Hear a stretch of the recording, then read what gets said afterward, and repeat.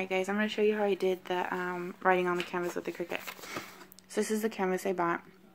They're 12 by 24s.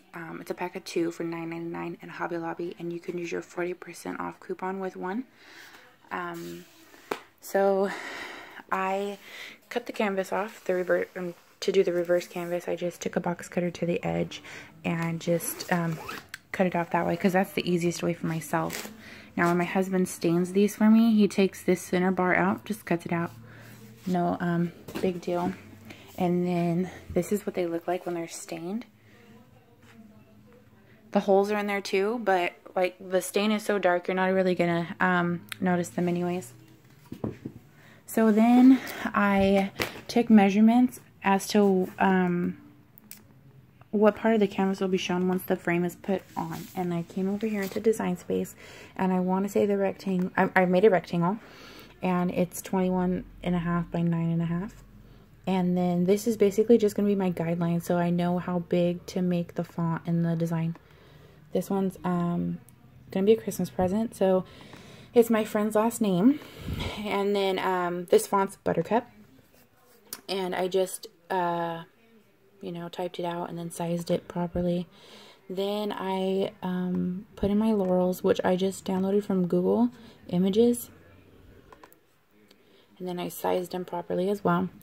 Now, a really important thing is when you go to make this, make sure you change this from print to write.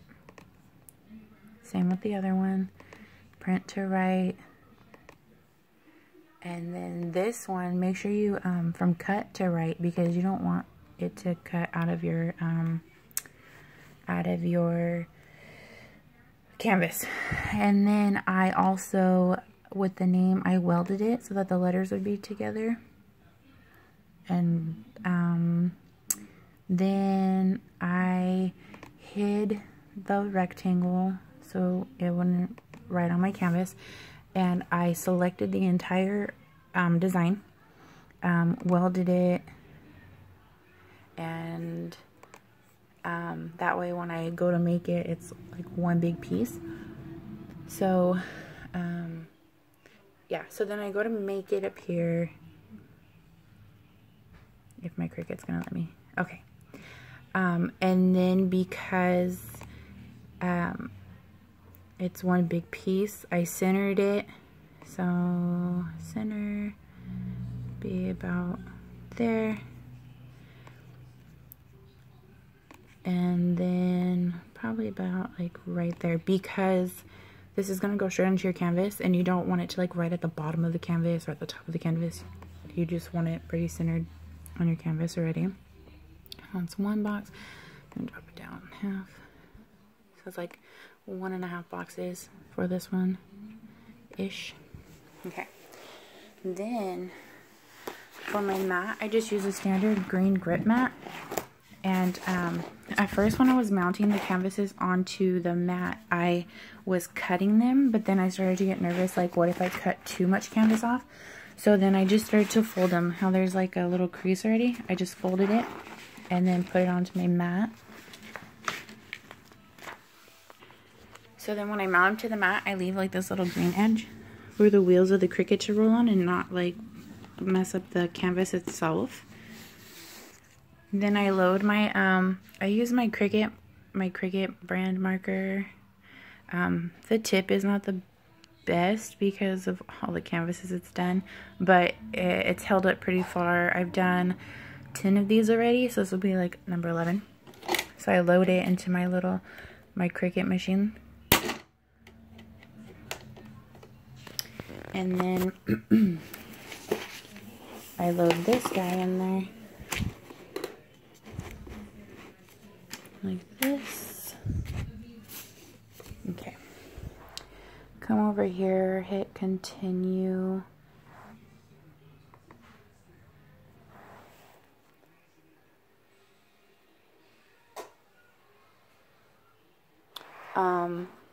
So all of that's done. Okay, so then when I load it, I make sure to press this the canvas down so that way this device gets over on top of the canvas.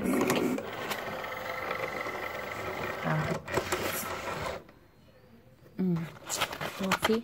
There's an accent. Hold on 1 second. So all I did to fix that was just kind of wiggle it back underneath there. It caught a snag. If you cut these corners off right here, then it won't snag on your machine. This black line doesn't really matter because it's going to be on the, it's going to be cut off anyways. So please don't mind my Cricut. My son attacked it with a marker. So once it's loaded, you know, you're going to hit cut and then just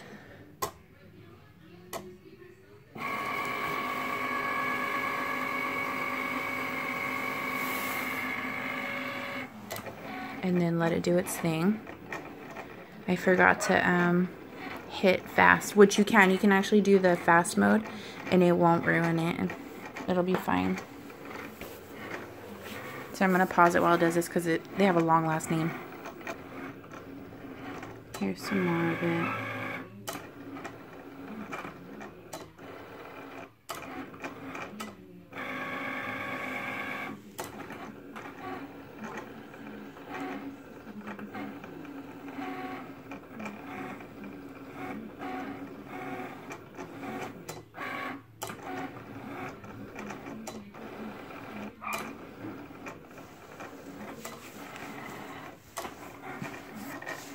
Now it's doing the laurels.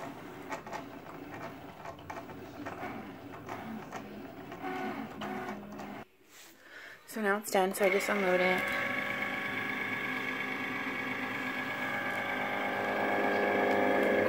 Just like that. So then I paint it in. I use just some acrylic black paint. I think my son took off with my paintbrush.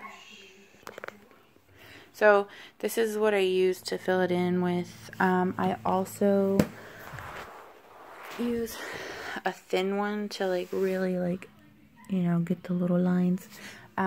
So once it's all painted in, then I take my husband actually mounts it for me.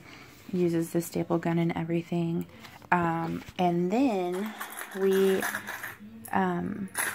take, well, there's glue. Let me open the other stuff. So then we dab a little bit of glue onto the wood, and we take these little clips that I found at Hobby Lobby and put the little push pin through the back of this and then push this into where the glue is at. So that way the glue really holds the thumbtacks in. And then you have like, we put 4 on a canvas, but then that way you have like little places to hang your pictures. And, oh, these are the things from Hobby Lobby. They're like $3.99, I believe. And yeah, that's it.